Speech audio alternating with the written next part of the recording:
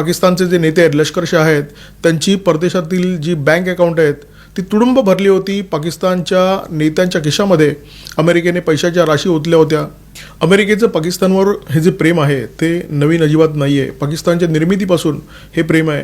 तेव्हापासून अमेरिकेचा कल पाकिस्तानकडे झुकलेला आहे.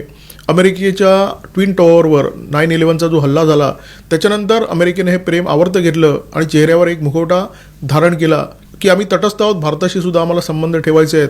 परंतु ऑपरेशन सिंदूरनंतर अमेरिकेने चेहऱ्यावर ओढलेला हा जो मुखवटा होता तो टराटरा फाटला आणि अमेरिकेचा जो पाकिस्तान प्रेमी विद्रूप चेहरा होता त्याचं दर्शन पुन्हा एकदा भारतीयांना झालं.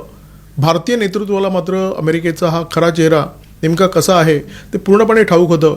म्हणून अमेरिकेने अनेक वेळा आग्रह केल्यानंतर सुद्धा भारताने रशियाशी मैत्री संपवली नाही, रशियाशी संबंध पातळ केले नाहीत. उलट अमेरिकेने जेव्हा जेव्हा दबाव वाढवला तेव्हा भारताने रशियाचा हात अत्यंत घट्टपणे धरून ठेवला.